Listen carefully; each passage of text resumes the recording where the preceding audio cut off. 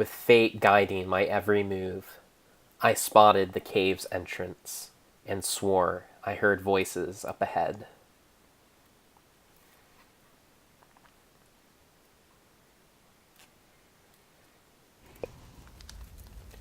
Spelunky.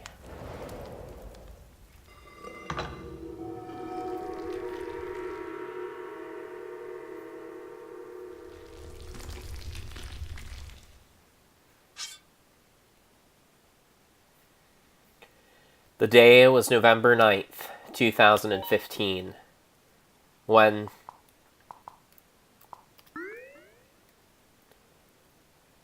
an adventurer, a pirate named Annette, wandered into a desert.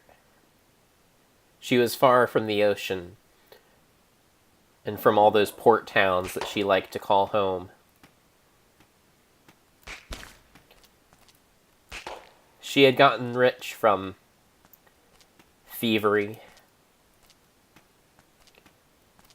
from cheating, from piracy. But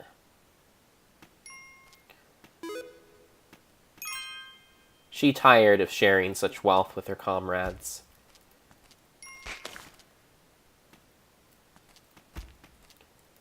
She was ready for something that was more of a one-woman job.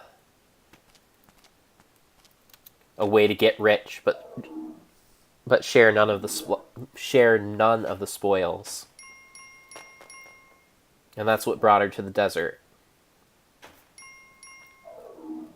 An old man with rotting teeth and 2 pegs for legs told her a story about an abandoned mine far into the desert.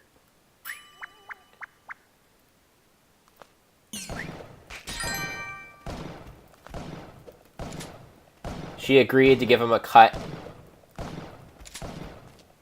of any treasure that she found there, a finder's fee of sorts. Unfortunately, she said this with her mouth while poisoning his drink with her hands. The old man who had told her about the underground treasure was dead the next morning, and Annette was on her way.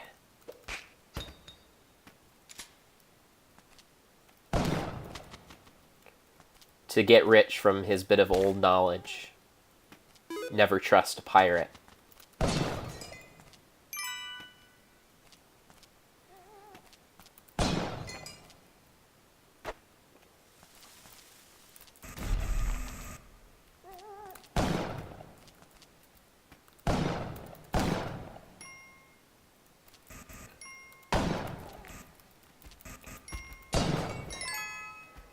Not far into her journey, only 200 meters down into the depths of the earth, and she had already found a strange piece of technology. An object, a tank, it seemed, of some kind, that she strapped to her back, and that blew fumes out from behind her and let her fly about.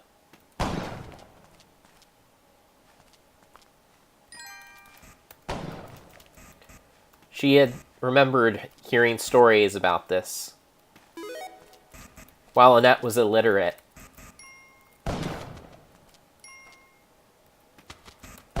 her brother had synopsized a book by Jules Verne. Many books by Jules Verne to her. And the concept of a kind of jet pack seemed familiar. And so she took it up almost instinctively.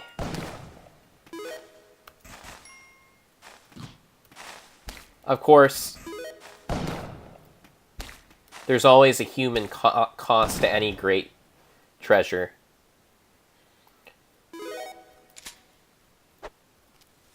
And to receive the jetpack, she needed to kill a shopkeeper. Surely she wasn't alone down here. She wasn't the only one to pass through seeking treasure. As several elderly men had managed to start profitable shops down here, upcharging items for desperate adventurers. Annette may have been desperate, but she wouldn't be cheated.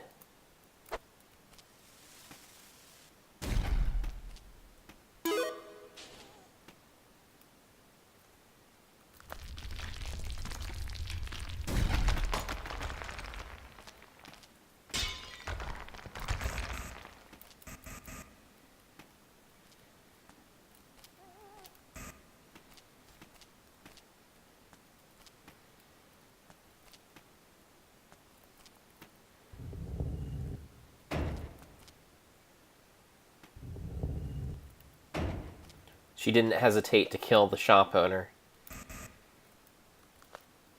And to her surprise, though perhaps she shouldn't have been, there were others like him. News spread fast of his death.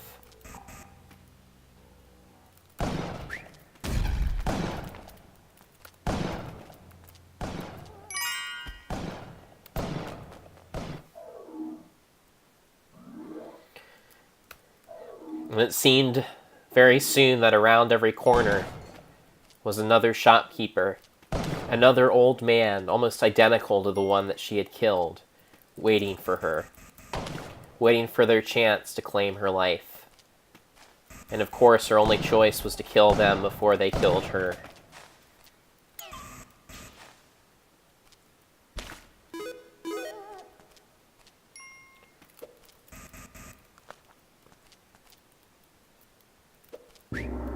By the end of my adventure, she thought to herself, I'll have slaughtered men in the thousands.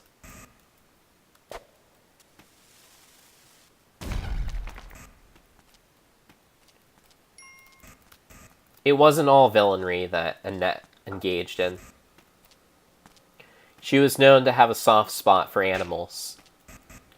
Animals are so much more worthy of our attention than men, she liked to say.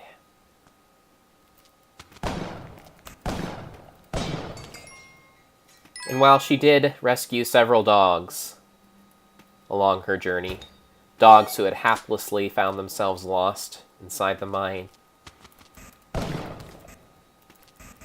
she did at one point find herself sacrificing a dog to an 8-limbed goddess, having heard stories about this goddess giving items in exchange for their pet sacrifice. She did so somewhat sadly, but was eager to find green gloves in exchange for the sacrifice.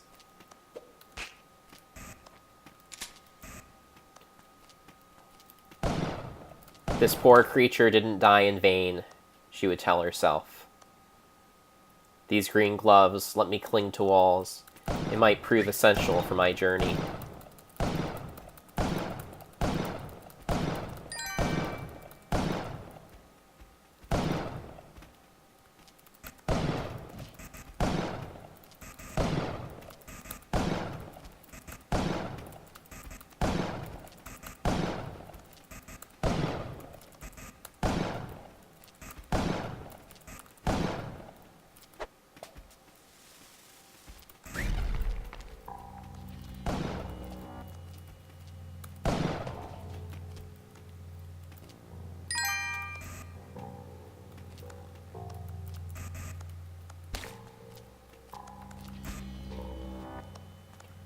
A ghost was following her.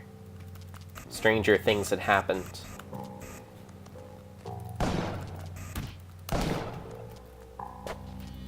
There are still valuable treasures to find here.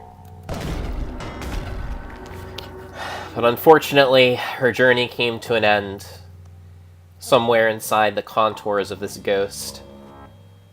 She felt her skin evaporate and her insides spill out onto the floors of the mine.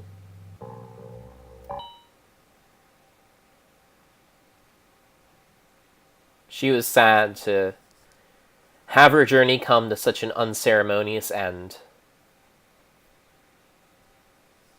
But alas, she could not be sad for long, because only an instant after her skin began to melt, she lost consciousness.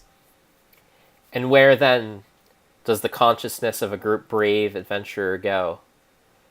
That is something that no story can accurately depict, for no one living surely knows.